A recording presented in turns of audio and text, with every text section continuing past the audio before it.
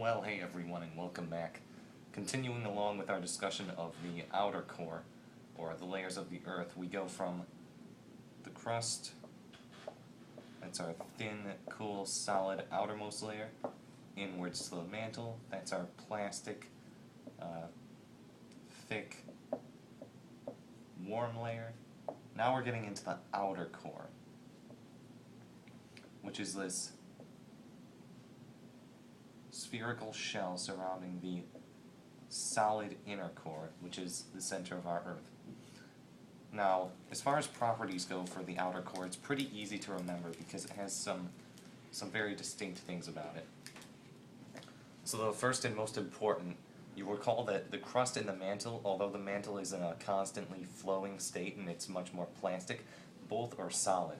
This is our first liquid layer of the Earth. The outer core is liquid, and it is composed of mostly nickel and iron.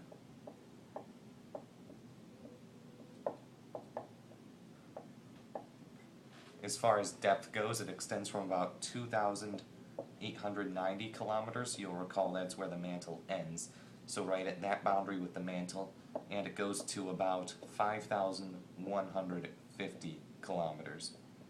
Or about 3,000 to 5,000 kilometers if you just want a more general idea. As far as temperature goes, logically the the crust is pretty cool, the mantle continues to get warmer. This is just outside the inner core, so it is quite warm.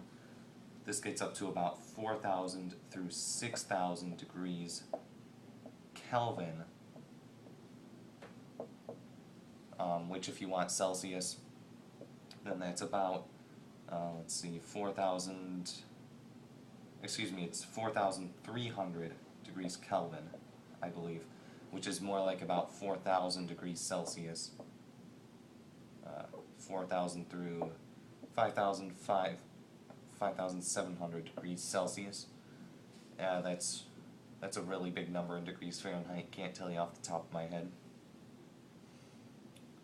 So these are the three big properties I want to talk about with the outer core. Just liquid, nickel and iron. It's not quite as thick as the mantle, wherein it's more like about 2,000 kilometers deep, while the mantle is almost 3,000 kilometers deep. And it continues to get even warmer, with almost a 2,000 degrees Celsius difference between its boundary with the mantle and its boundary with the core, the inner core.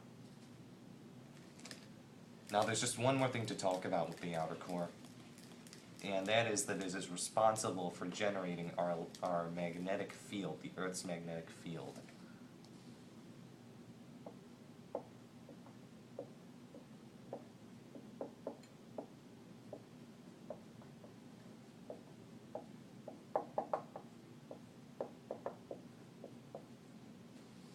And if you're familiar with electrochemistry, this should make sense, because since the outer core is in a constant liquid state and it's constantly flowing, this allows for what are called eddy currents to form.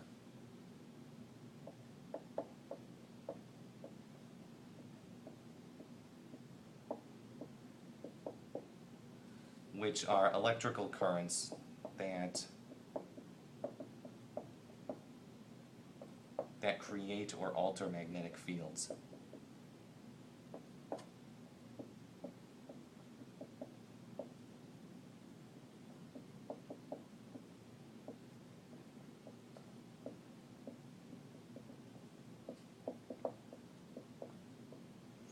So since the outer core is in a liquid state, it allows for much easier ion exchange and ion movement. So this allows for the eddy currents to form, and eddy currents in this case are responsible for the generation of our magnetic field.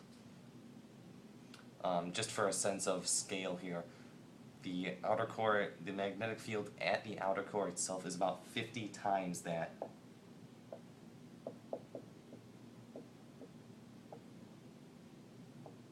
50 times as strong as the magnetic field we see at the surface.